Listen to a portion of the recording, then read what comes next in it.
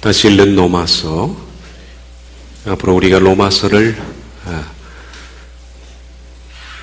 펴서 읽고 연구하며 또 은혜를 나눌 때 우리가 배울 주제는 다시 읽는 로마서입니다.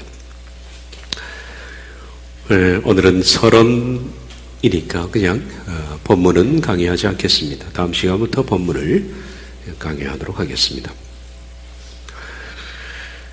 오늘은 철로 역정은 좀 시간 관계상 생략을 하겠습니다. 다음 시간부터 철로 역정을 지금 로마서가 워낙 길기 때문에 가능하면 철로 역정은 좀 압축해서 빠른 시간에 끝내도록 그렇게 하겠습니다.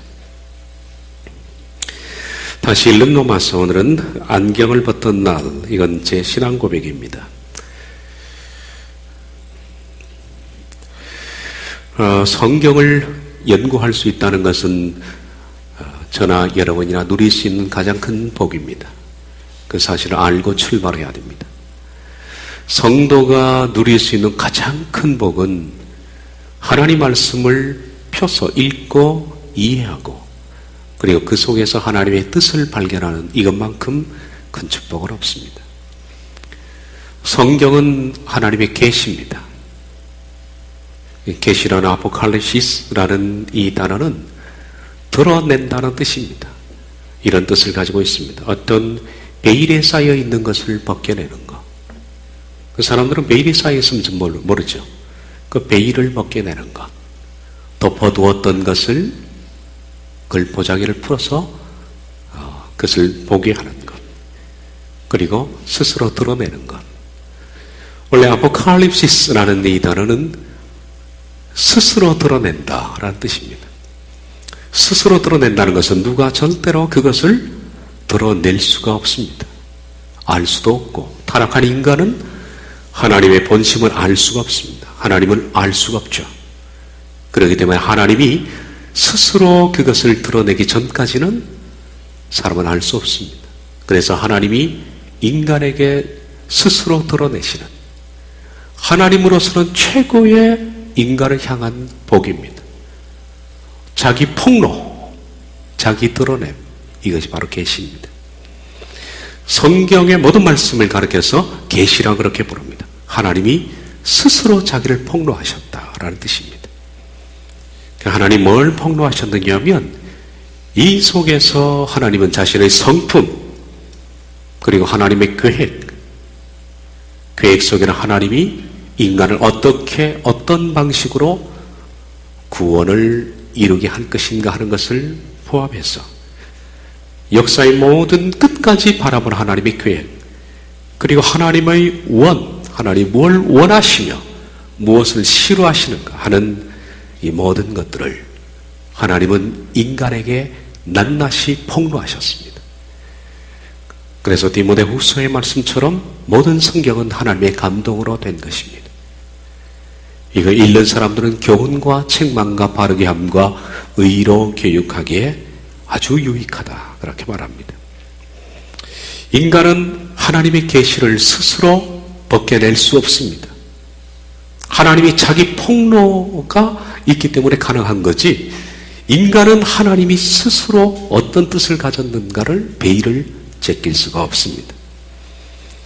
결코 신의 성품과 계획과 뜻을 인간이 아무리 수도한다고 해도 그가 아무리 지각이 뛰어난 인간이라고 해도 결코 인간의 이성과 지각으로는 하나님의 그 부분을 알 수가 없습니다.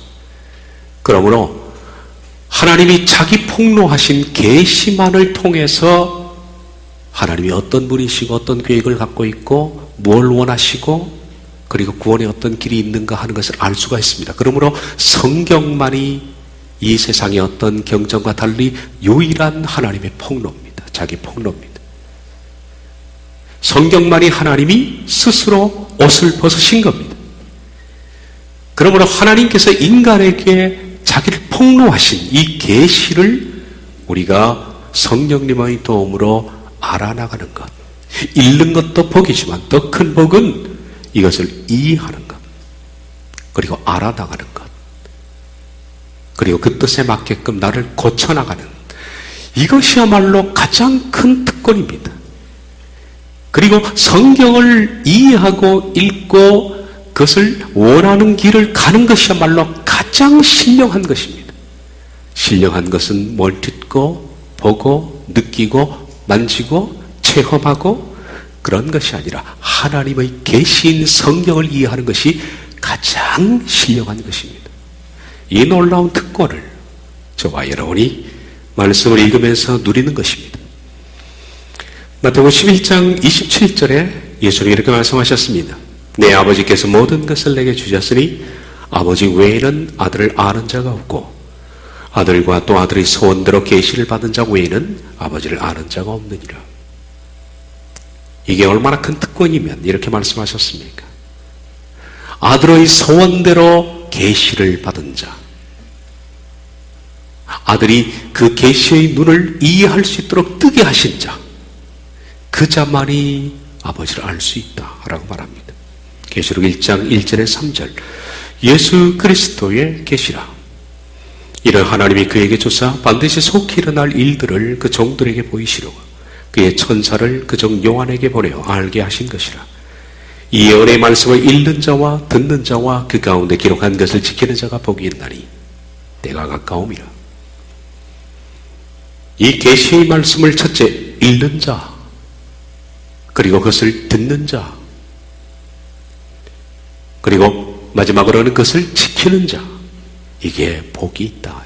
가장 큰 복입니다. 이것만큼 성도가 누릴 수 있는 복은 없습니다. 그러므로 계시 곧 하나님 말씀을 읽고 연구하고 이해할 수 있는 것은 저와 여러분이 이 세상을 살아가면서 누리는 가장 큰 복 중에 최고의 복입니다. 인간이 누릴 수 있는 최고의 복, 지복이라 그렇게 부르죠. 최고의 복. 우린 거기에 대한 그 개념, 그리고 그 가치관의 중요성, 이런 것들을 알아야 합니다. 말씀을 듣고 그리고 펴서 이해하고 깨닫고 그리고 지켜나가는 그 삶의 변화야말로 인간이 누릴 수 있는 가장 큰 복. 여러분들이 이 큰 지복의 중요성을 알고서 성경을 펴서 설레이는 마음으로 들어야 합니다. 일전에 한번 소개했던 찰스 스펄전 목사님, 설교자의 별이라고 불리는 스펄전 목사님이 1855년 1월 7일 주일 오전 설교에서 했던 설교의 내용입니다. 잠깐 보겠습니다. 어떤 분이 인류에 관하여 바른 연구를 하려면 사람을 연구해야 한다고 했습니다. 나는 그 생각에 반대하지 않지만 오히려 먼저 하나님에 관해 연구해야 한다고 믿습니다. 하나님의 성품에 대해 연구하는 것은 가장 높은 차원의 과학이요 가장 위험 있는 철학입니다. 우리가 아버지라 부르는 위대한 하나님의 이름과 본질과 인격과 사역과 행하심과 존재하심에 대해 연구해야 합니다. 영혼을 넓혀주기 위한 가장 훌륭한 연구는 그리스도와 그의 못 박히심과 영광스러운 삼위일체에 관한 지식을 연구하는 것입니다. 하나님에 대한 경건하고 열심 있는 탐사만큼 인간 영혼을 그렇게 크게 하는 것은 없습니다. 하나님에 대한 연구는 겸손케 함과 동시에 위로를 줍니다. 그리스도를 명상할 때 모든 상처를 위한 진통제가 있습니다. 성부를 묵상할 때 모든 슬픔이 소멸됩니다. 성령의 감동하심 속에서 모든 쓰라림은 멎게 됩니다. 여러분은 여러분의 슬픔을 잊으려 합니까? 여러분의 근심을 헐어버리렵니까? 그렇다면 여러분 자신을 하나님의 가장 깊은 바다에 빠뜨리십시오. 그의 무한하심 속에 빠지십시오. 그러면 여러분은 휴식의 침상에서 원기를 되찾고 다시 힘이 넘쳐나 일어나게 될 것입니다. 나는 하나님에 대한 경건한 묵상만큼 영혼을 위로할 수 있는 것이 있는 줄 알지 못합니다. 슬픔과 비통의 소용돌이치는 파도를 그처럼 잠잠케 하고 시련의 바람에게 잠잠하라고 그처럼 명하는 것이 있는 줄 알지 못합니다. 하나님 말씀을 읽고 묵상하고 연구하는 것이야말로 모든 삶의 최고의 양이라는 그의 설교입니다. 모든 하나님 말씀이 이처럼 계십니다. 창세기부터 요한계시록까지 성경 66권이 다 하나님의 자기 폭로입니다. 여기에는 우리가 어떻게 살아야 의로운 삶을 살 수 있는가, 그리고 어떻게 우리가 교훈을 받을 수 있는가, 어떻게 바른 도를 따라서 걸어갈 수 있는가 하는 것들을 하나님께서는 스스로 다 나타내셨습니다. 이처럼 모든 성경이 그렇지만은 성경 가운데 로마서를 연구하는 것은 또한 다른 성경도 그렇지만 영광 중에 영광입니다. 로마서는 가장 조직적인 말씀입니다. 그리고 가장 논리성이 뛰어납니다. 아마 이 세상에 존재하는 어떤 철학 서적보다 로마서는 가장 조직적입니다. 가장 잘 짜여져 있습니다. 그런 반면에 로마서는 이해하기가 그만큼 또 어렵습니다. 굳이 세상의 책이라는 그런 의미에서 접근하는 것보다 로마서가 가지고 있는 그 구원이라는 주제, 이것 때문에 우리가 성경 가운데 여러 삶의 형태도 있지만은 구원에 관하여 집중적으로 로마서를 본다는 것은 아마 영광 중에 영광에 속할 것이라고 생각합니다. 성경을 연구하는 것은 참 행복입니다. 그것은 제가 누릴 수 있는 최고의 축복이며 행복입니다.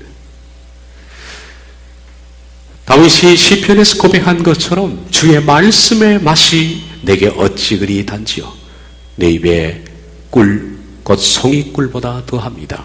한 고백을 성경을 읽고 그것을 연구하며 그 깊은 뜻을 깨달을 때 그 오는 그 기쁨은 세상이 주는 것과 같지 않습니다. 그것은 최고로 인간이 누릴 수 있는 행복입니다. 그리고 축복입니다. 그리고 그 성경 연구 가운데 로마서는 마치 집의 뼈대와 같은 부분이라고 표현할 수 있습니다. 이 보 말입니다. 우린 이 좌우 기둥보가 있습니다. 집을 지는데 핵심과 같은 그것이 바로 성경에 있어서는 로마서에 해당하는 겁니다. 왜냐하면 로마서는 복음이 무엇인가 라는 것을 가장 명료하게, 그리고 가장 정확하게, 또 가장 화려하게, 로마서의 언어는 너무나 뛰어난 화려함을 가지고 있습니다. 가장 명료하고 가장 핵심적이고 가장 화려하게 드러낸 책 중에 책이 바로 로마서이기 때문입니다. 로마서 1장부터 16장까지는 그 전장에 걸쳐서 복음을 이처럼 아름답게 소개하는 글은 없습니다. 그리고 우리의 똑같은 한글 성경이지만 원문에 이해하자면 로마서에 쓰여진 언어들은 상당히 고급 언어입니다. 그것은 아주 높은 학식을 가진 하이 클래스들이 접할 수 있는 대단한 필체를 가지고 바울이 썼습니다. 하나님께서는 목동도 계시를 쓸 수 있도록 부르셨습니다. 어부도 부르셨습니다. 그냥 지나가는 사람도 부르셨습니다. 하나님께서는 이렇게 대학자도 부르셨습니다. 바울입니다. 저는 어떤 사람의 얘기를 귀담아 들은 적이 있습니다. 만약에 바울이 회심하지 않고 그대로 철학을 공부했다면 세계 철학사에 소크라테스, 아리스토텔레스, 그리고 플라톤, 마찬가지로 그 뒤에 바울이라는 이름이 나올 것이다. 그만큼 바울은 놀라운 학문을 가지고 있었던 대단한 수레였습니다. 하나님께서 그런 사람을 들으셔서 남들이 쓰지 못하는, 목동을 하나님이 들어서 쓰지 못하는, 어부를 통해서 할 수 없었던 세계의 모든 논리를 잠재울 수 있는 논리의 대가인 바울을 들어 쓰셨습니다. 그리고 이 세상의 모든 학문을 잠잠케 하게 만든 것이 바로 로마서입니다. 그러므로 로마서는 대단한 필체라고 저는 생각합니다. 로마서는 성경의 뼈대와 같습니다. 마찬가지로 집을 지을 때 보와 같은 것입니다. 성경의 가장 뼈대는 구원입니다. 구원의 문제를 심도 있게 다루기 때문에 로마서는 뼈대입니다. 이 뼈가 튼튼하지 않으면 사람의 몸이 허물어지는 것처럼 구원에 관하여 성도가 올바른 지식을 갖지 못하면 신앙 전반이 허물어집니다. 구원관이 잘못되면 신앙의 모든 전반이 다 허물어지게 되어 있습니다. 구원관이 잘못되면 잘못된 신비주의와 그리고 잘못된 사상을 접해도 그것이 분별이 되지 않습니다. 가장 핵심은 성도에게서는 구원입니다. 사실 오늘 한국교회의 문제는 바로 구원의 문제입니다. 한국교회가 왜 이렇게 엉망이 됐는가, 왜 이 지경이 됐는가 라는 것을 논한다면 가장 기본적인 문제는 한국교회는 구원을 잃어버렸다. 제가 구원 원정 강의하면서 1번 우리가 잃어버린 언어 구원이라는 글을 읽습니다. 이 가운데 있었던 내용을 다시 한번 읽어보도록 하겠습니다. 우리가 할 말이 있는가? 지금의 한국교회가 세상에게 세상이 개독교니 목사니라고 돌을 던진다고 할 말이 있는가? 그것이 사탄의 짓거리라고, 그래서 핍박을 받고 있다고 말해도 되는가? 우린 그냥 돌을 맞아야 한다. 가서 채찍이라도 때려달라 할 용기가 없다면 던지는 돌을 피해서는 안 된다. 사탄의 핍박이 아니라 세상을 통해 분노하시는 하나님의 음성을 들어야 한다. 이 시대 타락하여 악취가 풍기는 한국교회를 향해 흘리시는 하나님의 눈물을 보아야 한다. 우리가 설교할 자격이 있는가? 복음을 전할 낯장이 있는가? 세상을 향해 바로 살라고 말할 수준이라도 되는가? 믿음을 자랑할 간증이라고 꺼내어 놓을 자격이라도 있는가? 목사들의 노회나 총회의 모습을 본다면 뭐라고 할까? 스스로 부끄럽지도 않는가?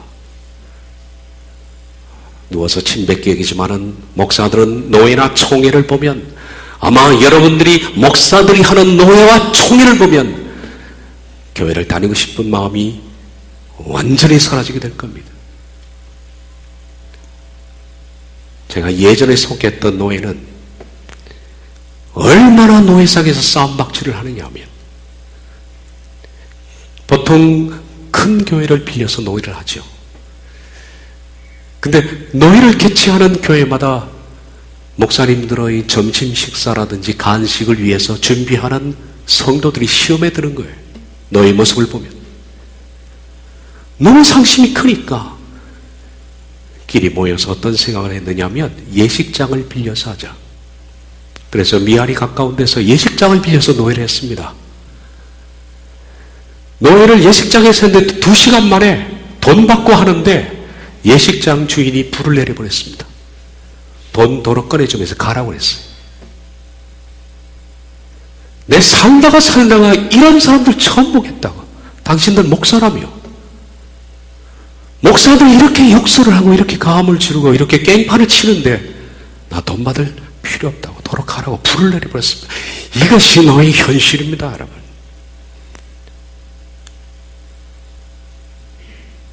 비디오로 찍어서 한번 보면 정말 믿고 싶은 마음이 뚝 사라질 정도로 이것이 오늘날 현실입니다.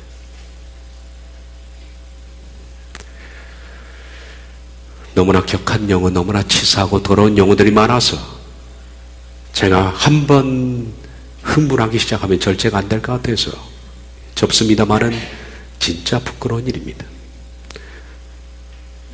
노예나 총회를 보면 하나님이 안 계신 것 같았고 부끄럽지 않습니까 이게? 얼마나 부끄럽습니까 이게?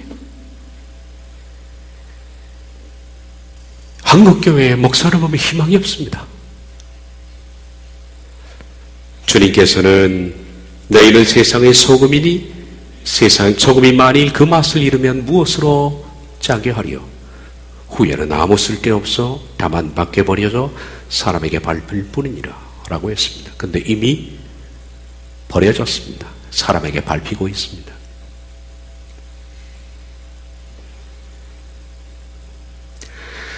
지금 이 시대 이 교회 바로 이 말씀대로입니다. 더 이상 세상을 감동시킬 수 있는 이런 매력도 교회에는 없습니다. 세상 사람들이 교회 건물이나 엄청난 숫자나 헌금이나 이런 것들에 감동하겠습니까? 쇼 같은 예배에 감동을 하겠느냐는 거예요. 무당 투닥거리처럼 불러서 사람 쓰러뜨리고 넘어뜨리고 동물 소리 내고 혁고인 말하고 뭘 봤니 뭘 들었니 바닥을 기어대는 그 미치광이 모습을 보면서 세상 사람들이 믿고 싶다라고 감동하겠느냐. 아니면 어떤 사람의 간증처럼 나 기도해서 이렇게 잘 산다 이런 말에 감동이 하겠습니까?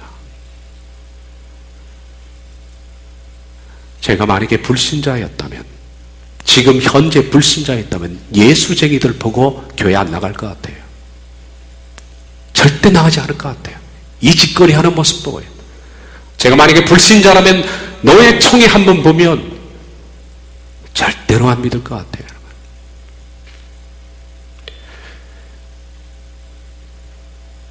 건물은 큽니다. 숫자는 많습니다.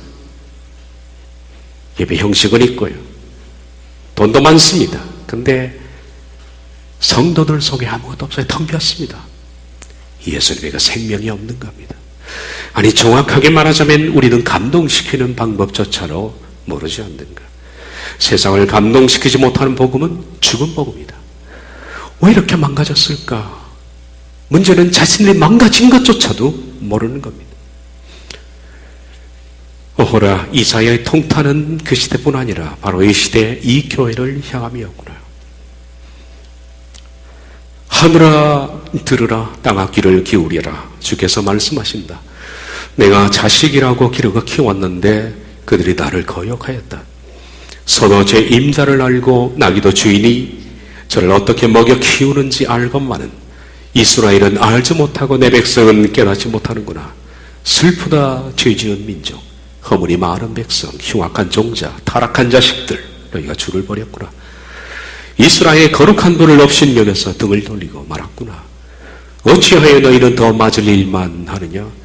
어찌하여 여전히 배반을 일삼느냐? 머리는 온통 상서두성이고 속은 온통 골병이 들었으며 발바닥에서 정수리까지 성한 데가 없이 상처난 곳과 매맞은 곳과 또 새로 맞아 생긴 상처뿐인데도 그것을 짜내지도 못하고 싸매지도 못하고 상처가 가라앉게 기름을 바르지도 못하였구나. 너희 소돔의 통치자들아 주의 말씀을 들으라. 너희 고모라의 백성아 우리 하나님의 법에 귀를 기울이라. 주께서 말씀하신다. 무엇하러 나에게 이 많은 제물을 바치느냐? 나는 이제 순양의 번제물과 살찐 짐승의 기름기가 지겹고 나는 이제 수송아지와 어린 양과 순념소의 피가 싫다. 너희가 나의 앞에 보이러 오지만은 누가 너희에게 그것을 요구하였느냐? 나의 뜰만 밟을 뿐이라. 다시는 헛된 제물을 가져오지 말아라. 다 쓸모없는 것들이다. 분양하는 것도 나에게 역겹고 초하루와 안식일과 대회로 모이는 것도 참을 수 없으며 거룩한 집회를 열어놓고 못된 짓도 함께 하는 것을 내가 더 이상 견딜 수 없다. 나는 정말로 너희의 초하루 행사와 정한 절기들이 싫다. 그것들은 오히려 나에게 짐이 될 뿐이다. 그것들을 짊어지기에는 내가 너무 지쳤다. 너희가 팔을 벌리고 기도한다 하더라도 나는 거들떠보지도 않겠다. 너희가 아무리 많이 기도한다 하여도 나는 듣지 않겠다. 너희의 손에는 피가 가득하다. 이 교회가 이 지경이 된 것은 여러 이유가 있겠습니다만은 제가 보기에 가장 핵심적인 이유는 구원을 잃어버려서 그렇습니다. 성경이 말씀하는 구원말, 변질된 구원이 아닌 성경이 말씀하는 피가 튀기는 그 살아있는 구원말이에요. 성경이 말씀하는 그 무시무시한 구원말입니다. 지옥과 천국을 가늠하는 그 무서운 벼랑 끝에 구원을 잃어버려서 그렇습니다. 순화된 복음이 너무나 사람들의 길을 부드럽게 만드는 그 가짜 복음이, 그 가짜 구원이 교회를 장악하기 때문에 진짜 두렵고 떨리는 구원을 잃어버려 사람들이 천국과 지옥에 대한 두려움을 잃어버린 겁니다. 믿는다는 것이 얼마나 무서운 것인지 알지 못하니까 이런 방종이 온 것이 아닌가라고 생각합니다. 그래서 성경이 말씀하는 구원을 잃어버렸다.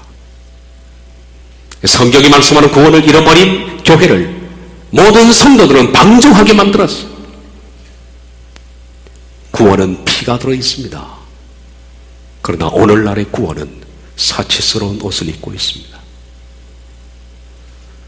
피 묻은 구원을 싫어합니다. 사람들은 사치스러운 옷을 입은 구원을 좋아합니다.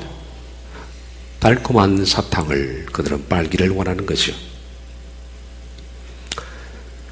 성경이 말씀하는 구원을 사람들은 들어보지를 못합니다. 왜 이렇게 성경에서 말씀하시는 원색적인 복음을 들어보지 못하느냐 하면 교리가 원색적인 원래의 복음을 완전히 막아섰기 때문입니다. 문제는 교리입니다.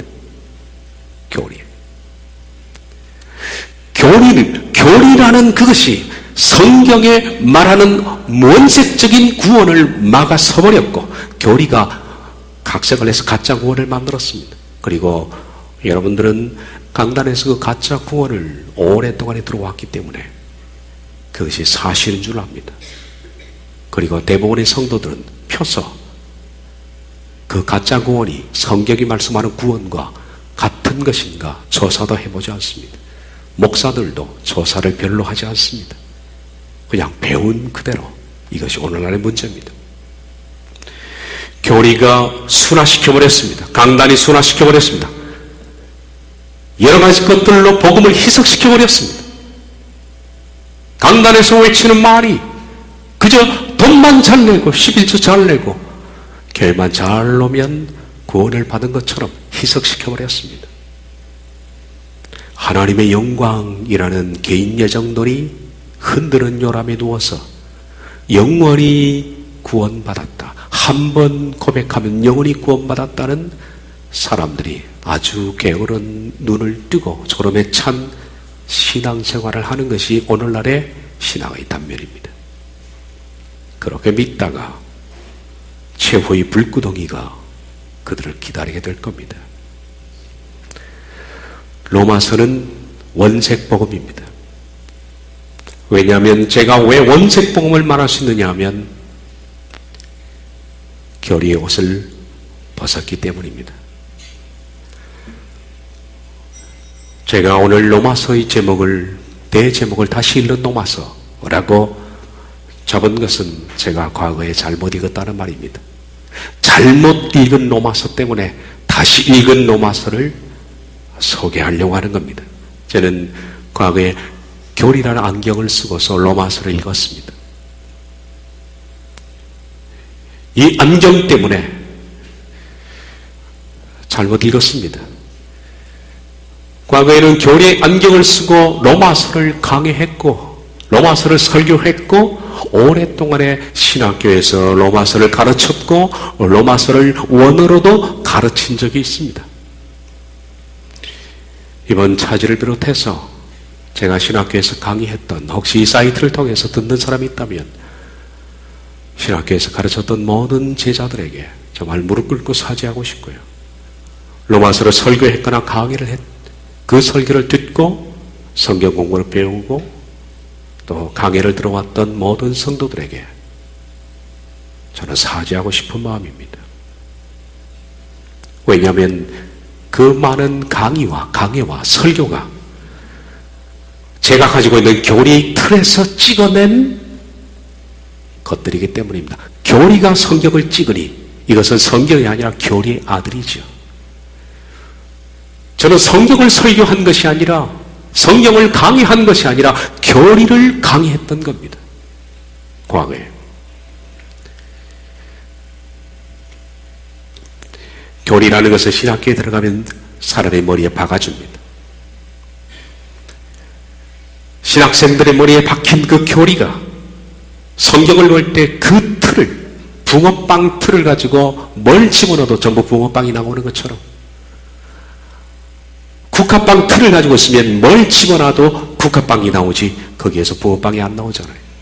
한 번 틀을 만들어낸 그것이 무슨 설교를 찍어내고 강의를 찍어내고 강의를 찍어내도 역시 그 틀에서 맞는 것들만 나왔으니 성경을 설교한 것이 아니라 교리를 설교했고 제가 했던 모든 것들이 교리의 아들들입니다.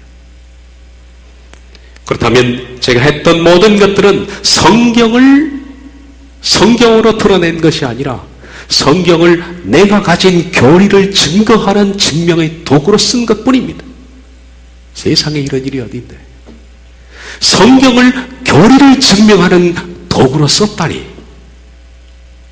이건 정말 신성모독입니다. 참담한 짓을 제가 저질렀습니다.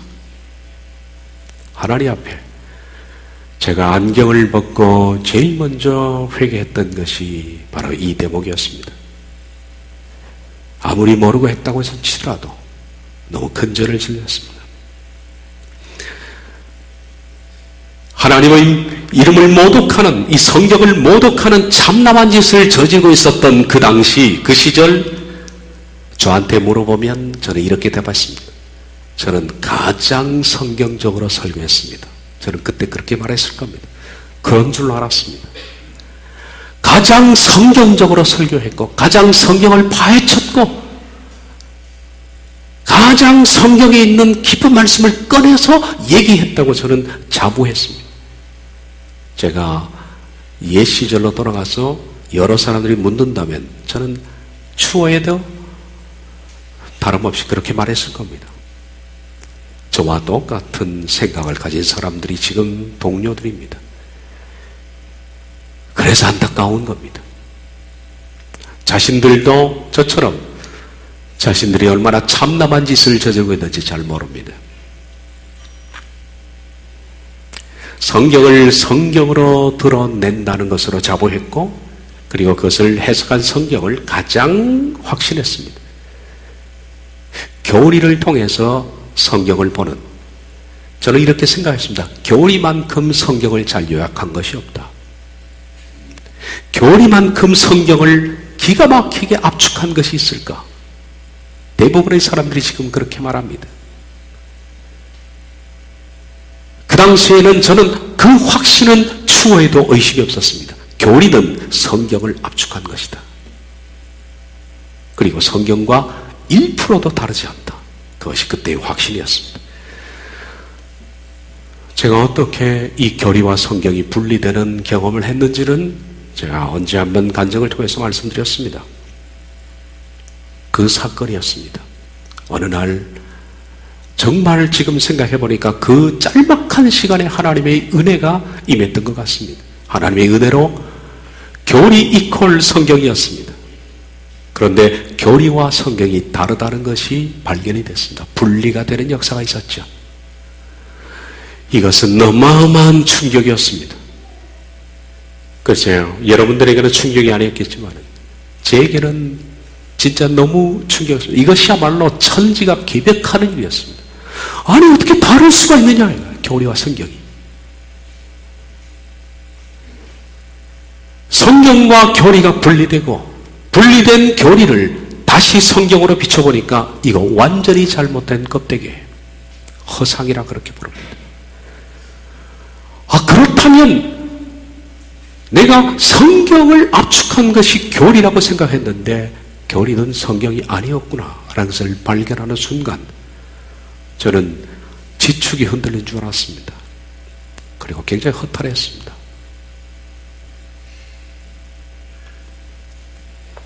그날이 교리 안경이 벗어지는 날이었습니다. 안경이 벗어지자 성경을 다시 보게 됐습니다. 이상한 일이죠. 성경이 다시 보이기 시작했습니다. 교리 안경을 벗고 성경을 보니까 제가 그동안에 성경을 죄송합니다. 참 많이 읽었어요. 나름대로. 누구보다도 성경을 많이 읽었다고 자부를 했고 성경을 많이 읽을 때는 하루에 18시간을 성경만 봤습니다.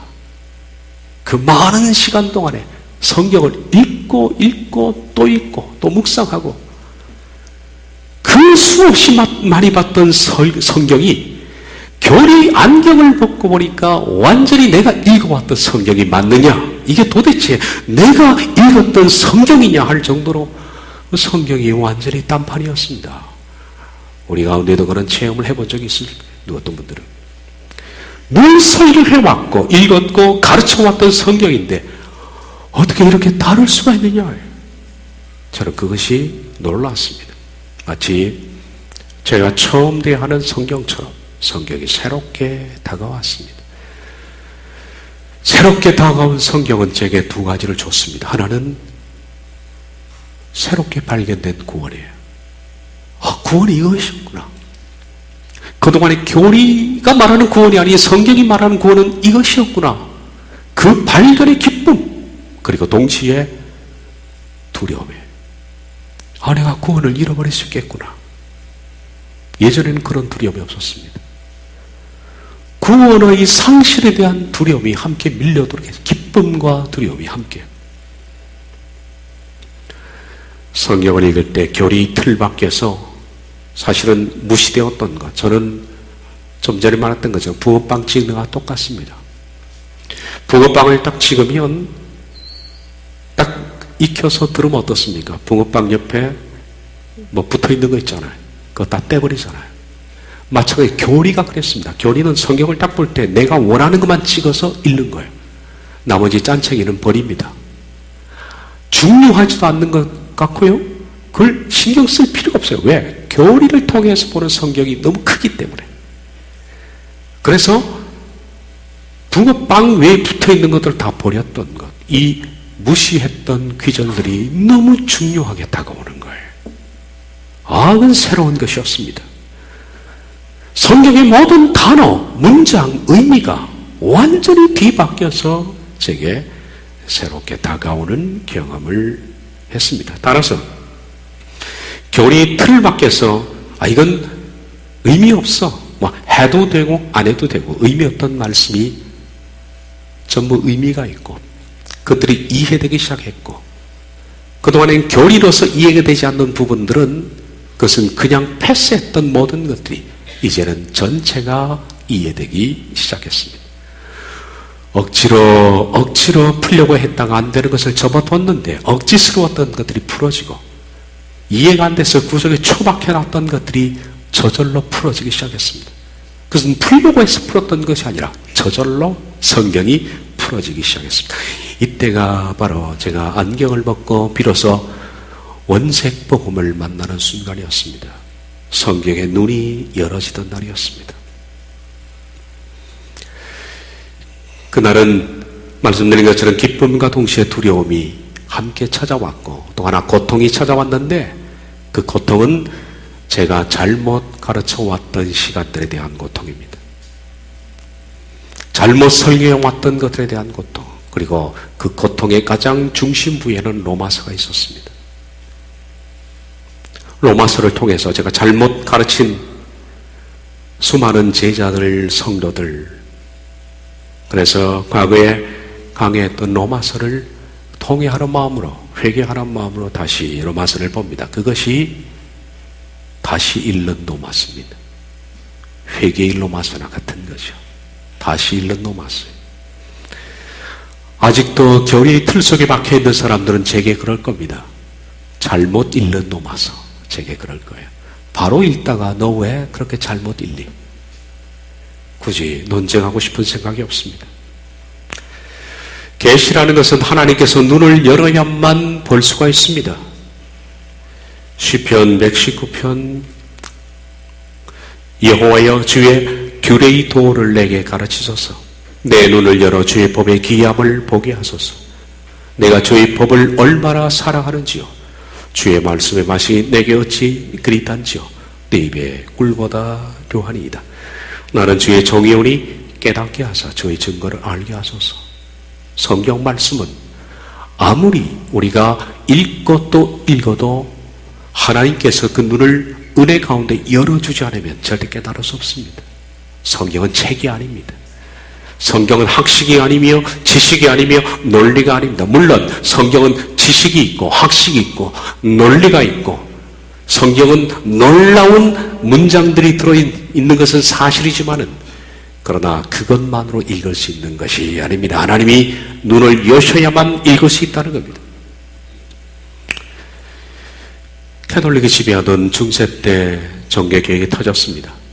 그런데 그 종교개혁의 시발점이 바로 로마서였습니다. 개혁자 루터는 이렇게 말했습니다. 진정 신약의 중요한 부분이며 참으로 가장 순수한 복음이다. 모든 그리스도인들이 그것을 한마디 한마디 완전히 암송할 만한 가치가 있을 뿐 아니라 영원히 일용할 양식으로 삼아 날마다 그것에 몰두할 가치가 있다라고 로마서를 평가했고요. 윌리엄 틴데일은 이렇게 말했습니다. 이분도 루터 이전의 개혁자입니다. 신약 성경의 가장 주요하고 가장 탁월한 부분, 그리고 가장 순수한 복음이다. 성경 전체로 이끄는 빛이며 그리로 들어가는 길이다. 그러므로 그것을 암송하고 연구하면 할수록 더 쉬워지며 더 깊이 숙고할수록 더욱 즐거운 것이 된다 라고 틴데일이 로마서를 평가했습니다. 이 로마서는 수많은 사람을 변화시켰습니다.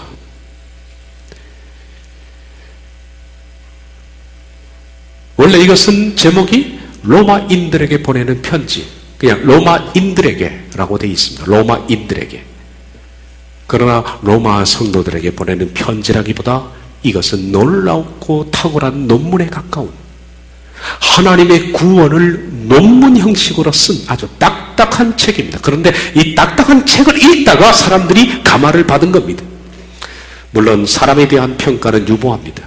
어거스틴 이런 사람을 어떻게 평가하는지 유보하지만 어쨌든 이 딱딱한 논문과 같은 로마서를 읽다가 변화한 사람의 대표적인 사람이 히포의 아우렐리우스 어거스틴입니다. 그는 히포, 현재 알제리, 아프리카 알제리 말이야. 거기 출신입니다. 조그마한 농장에서 태어났습니다. 어거스틴은 젊은 시절에 굉장히 거친 사람이었습니다. 성적 욕망을 이기지 못해서 성적인 노예로 수많은 방탕한 짓을 했고, 동시에 그의 어머니 모나카에 아주 가슴 아픈 눈물이었습니다. 그는 가출하여 집을 나와서 이단 마니교에 깊이 빠졌고 17살에 벌써 아버지가 됩니다. 그러던 도중에 방황하다가 정신없이 인생을 방황하다가 이때는 밀라노에서 암브로시우스라는 이 찬송 작가에도 암브로시우스 곡이 나오죠. 이 암브로시우스, 이 설교의 매료가 됩니다. 그래서 암브로시우스의 집에 함께 기거하게 됩니다. 그때 나이가 32살이었습니다. 하루는 여름에 조용히 혼자 있고 싶어서 그의 정원에 나갔습니다.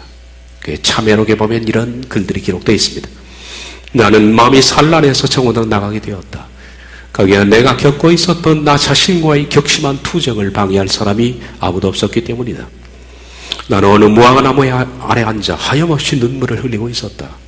갑자기 나는 근처의 한 집에서 어떤 남자아이 아니면 여자아이인 듯한 음성의 누군가가 노랫가락을 읊조리는 것을 듣게 되었다. 그 목소리는 되풀이해서 톨레 레게 톨레 레게, 라틴어로 open and read, 펴서 읽어라 라는 뜻입니다. 펴서 읽어라 펴서 읽어라 라고 말했다. 나에게는 그것은 책을 펴서 제일 먼저 나오는 말씀을 읽으라는 신적 명령으로 다가왔다. 그래서 나는 잠자리에서 일어났을 때 성경책을 놓아두었던 곳으로 서둘러 돌아갔다. 나는 책을 움켜쥐고 그것을 펼쳤다. 그리고 눈에 가장 먼저 들어오는 첫 번째 본문을 조용히 읽었다. 로마서 13장 12에서 14절이었다. 밤이 깊고 낮이 가까웠으니 그러므로 우리가 어둠의 일을 벗고 빛의 갑옷을 입자. 낮에와 같이 단정히 행하고 방탕과 술 취하지 말며 음란과 호생하지 말며 쟁투와 시기하지 말고 오직 주 예수 그리스도로 옷 입고 정욕을 위하여 육신의 일을 도모하지 말라. 나는 더 이상 읽고 싶지도 않았고 그럴 필요도 없었다. 이 문장의 마지막 단어들을 읽자 모든 염려로부터 구원해주는 빛이 즉시 마음속으로 밀려 들어왔다. 모든 의심의 그림자는 사라져버렸다. 그렇게 해서 어스틴이 새로운 삶을 살게 되는 동기가 되었습니다. 로마서 13장이죠. 루터도 그렇습니다. 마틴 루터는 어느 날 친구와 함께 넓은 들판을 걸어가고 있는데 갑자기 하늘에서 벼락이 치더니 같이 가고 있었던 그 친구가 맞은 거예요. 같이 갔는데 꽝 하는 소리에 보니까 친구가 새까맣게 다 죽은 거예요. 루터는 너무 놀라서 논두렁에 머리를 박고 2시간 동안에 벌벌 떨면서, 그때 카톨릭 신자니까 성 안나여 나를 구원하소서 그렇게 외쳤습니다. 루터는 굉장한 학자며 그리고 법학도가 되려고 했던 사람인데 이 사건 이후로 그는 수도사가 되기로 결심을 합니다. 그래서 그는 신부가 되기 위해서 성베드로 성당을 고행의 일정으로 맨무릎으로 기어 올라갔다 내려왔다 하는 그런 코스가 있죠. 베드로 성당을 그렇게 무릎으로 기어 오르고 내려오고 하는 그 가운데서 마음속에 갑자기 로마서 1장 17절이 뛰쳐 들어왔다 그럽니다. 오직 의인은 믿음으로 말미암아 살리라 라는 그 말씀을 듣고, 이것이 고행을 통해서 구원을 받을 수 있는 것이 아니구나. 캐톨릭이 말하는 선행을 통해서 구원을 받을 수 있는 것이 아니라 구원은 믿음을 통해서만 받는구나 라고 생각하고 그 즉시에서 고행을 다 집어치워버렸습니다. 그리고 돌아와서 그런 성경을 보다가 성경의 진리와 로마 캐톨릭과 전혀 다르다는 사실을 발견하고 그가 재직하고 있었던 독일의 위텐베르그 대학 정문에 대자보를 붙인 것이 종교개혁의 시발점이었습니다. 이제 1517년이었습니다. 요한 웨슬레이는 선교에 실패했습니다. 루터를 바꾼 것은 로마서 1장 17절, 그리고 어거스틴을 바꾼 것은 로마서 13장이었습니다. 요한 웨슬레이도 마찬가지입니다. 그는 한때 선교를 나갔다가 선교에 실패를 했습니다. 얼마나 마음이 무너지는지 그는 패배자의 모습으로 힘없이 영국의 뒷골목인 올드슬랭을 걷고 있었습니다. 그때가 수요일 저녁이었다 그럽니다. 어두침침한 거리를 걷는데 어디선가 아주 조그마한 교회에서 불빛이 흘러나오면서 거기에 누가 글을 읽는 듯한, 설교하는 듯한 모습에 자기도 모르게 끌려서 그 조그마한 예배당으로 들어갔습니다. 들어갔더니 노인들 몇 사람이 앉아있고 거기에 목회자가 없는지 나이 많은 어떤 분이 돋보기 두꺼운 안경을 쓰고 설교를 할 수 없으니 어떤 사람이 쓴 책인지 모르지만 로마서 주석 서문을 읽고 있었다 그럽니다. 요한 웨슬레이만큼 대학자가 없는데 그 웨슬레이가 그 뒤에 앉아서 별로 가치도 없이 보이는 로마서 서문을 읽고 있는 그 사람의 얘기를 듣다가 그는 대성통곡하게 됩니다. 그리고 거기서 요한 웨슬레이가 회심하게 되죠. 그리고 다시 선교에 힘을 얻고 나가게 됩니다. 요한 웨슬레이를 바꾼 것은 누군가 쓴 로마서 주석의 서문이었습니다. 우리가 철로 역정을 읽고 있습니다마는 잔 버녀리 바로 로마서를 묵상하다가 베포드 감옥에서 감화를 받아서 꿈에 본 그것을 기록한 것이 철로 역정입니다. 이처럼 로마서가 바꾼 사람들은 열거해도 끝이 없습니다. 칼 발트는 로마서 주석을 쓰면서 그는 이렇게 말합니다. 로마서 주석이야말로 모든 성경의 별이다. F.F. 브루스는 이렇게 표현한 적이 있습니다. 기독교 역사 속에서 이 책은 계속적으로 사람들의 마음을 해방하여 그리스도의 본질적인 복음을 이해시킴으로써 영적 혁명을 초래하였다. 우리가 교리를 걷어내고 로마서를 본다면 저와 여러분이 영적 혁명이 일어날 것으로 저는 기대합니다. 그래야만 되고 우린 그동안에 뒤집어 씌워나왔던 잘못된 보자기를 걷어내고 피가 흐르는 로마서의 원래 본문과 그 문장을 접하면서 저와 여러분 속에 천지개벽, 영적 혁명이 일어나야 한다는 거죠. 로마서의 선언은 자유입니다. 어떻게 하면 죄인이 인간이 자유롭게 살 수 있을까? 그것은 예수 그리스도를 통한 죄로부터의 자유의 선언입니다. 예수 그리스도를 통한 죄로부터의 자유를 로마서가 16장에 걸쳐서 가장 응대한 진술을 하고 있는 것입니다. 로마서는 루소가 사회계약론에서 그렇게 말했죠. 인간은 자유롭게 태어났으나 도처에 새슬이 묶여있다라고 얘기했지만은 로마서는 그렇지 않습니다. 인간은 자유롭게 태어난 것이 아니라 죄와 노예의 상태여서 태어났습니다. 그랬던 그들이 예수 그리스도를 통해서 해방되는 위대한 법을 제시하는 겁니다. 사람들은 자신의 노예로 사는 것을 모릅니다. 에베소서 2장에 있는 말씀처럼 그때 너희가 그 가운데서 행하여 이 세상 풍속을 좇고 공중의 권세 잡은 자를 따랐으니 그 지금 불순종의 아들 가운데 역사하는 영이라. 전에는 우리도 다 그 가운데서 우리 육체의 욕심을 따라 지내며 육체와 마음에 원하는 것을 하여 다른 이들과 같이 본질상 진노의 자녀였더니 우린 노예였습니다. 출애굽기 20장에도 이스라엘 백성들에게 끊임없이 말하는 것은 너는 애굽 땅 종되었던 것을 기억하라. 너는 종놈 출세였던 것을 잊지 마라. 우린 노예였습니다. 사탄의 노예였고 죄의 노예였고 세상의 유행과 풍습을 따르는 노예였습니다. 이 노예의 신분에서 우린 죄를 벗어버리고 예수 그리스도의 십자가 안에서 자유에 이르고 그리고 천국에 이르는 길을 아주 장황하고 웅대하고 놀라운 필체로 너무 섬세하고 너무 명확하게 드러내는 철로 역정의 길들이 바로 로마서의 복음의 핵심입니다.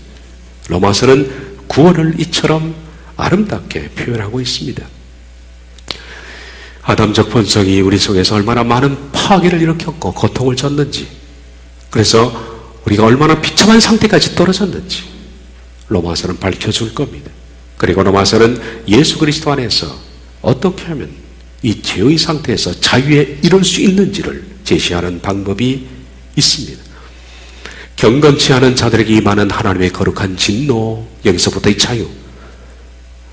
이 복음을 받아들이면 인간 소외감으로부터 자유가 옵니다. 외로움으로부터 자유가 옵니다. 고독감에서부터 자유가 옵니다.